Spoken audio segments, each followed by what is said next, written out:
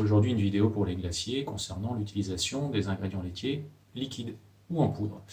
En termes de contexte, je rappelle que la CNGF, la Confédération nationale des glaciers de France, a édité une charte pour fabriquer des glaces de qualité à partir d'ingrédients laitiers liquides. Pourtant, la majorité des glaciers utilisent des ingrédients laitiers en poudre. Donc juste quelques petites informations concernant des critères de choix de ces ingrédients. Les ingrédients laitiers liquides, quand on parle de lait liquide, c'est plutôt du lait issu de la ferme. C'est un produit noble, tiré du pis des vaches, mais qui a une certaine variabilité en termes de composition. Ça subit l'alimentation des animaux, l'effet lactation, l'effet âge de l'animal. Donc il y a une certaine variabilité, notamment au niveau matière grasse, ce qui peut engendrer des différences sur la glace elle-même derrière. Il y a les différences en termes de goût, en fonction de ce que mangent les vaches. Et puis globalement, travailler avec du lait liquide, c'est devoir gérer correctement tout ce qui est chaîne du froid, puisque le lait est un produit qui évolue très rapidement.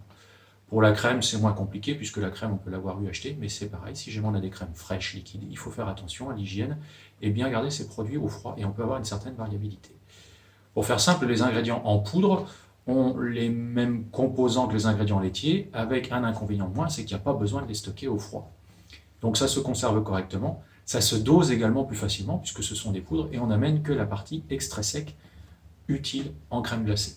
Alors tout le monde connaît la poudre de lait écrémé qui est très utilisée à hauteur de 4, 5, 6, 10% dans les glaces suivant la quantité de lait liquide que l'on met au départ. Mais on peut aussi travailler avec de la crème en poudre qui est un ingrédient très intéressant, voire du beurre en poudre qui est un ingrédient technique qui donne de bons résultats en glace. Alors je ne préconise absolument pas d'utiliser tous ces ingrédients en poudre, mais sachez qu'ils existent, qu'ils sont utiles. Et puis quand on les connaît bien et qu'on regarde les prémix en poudre qui sont tant décriés, on s'aperçoit que ces prémix ne sont jamais que les mélanges de certains ingrédients laitiers et non laitiers en poudre qui permettent de faire des produits réguliers. C'est la facilité, c'est pas un gage de qualité, mais c'est un moyen facile de faire de la glace. Donc à chacun de se positionner par rapport à ça, vous pouvez tester, vous faire votre propre avis, être capable d'argumenter sur ces ingrédients, mais surtout, choisissez bien et justifiez bien vos utilisations. Tous ces ingrédients sont tracés et de qualité. Voilà, je vous donne rendez-vous pour une prochaine vidéo sur les glaces et sur d'autres produits laitiers.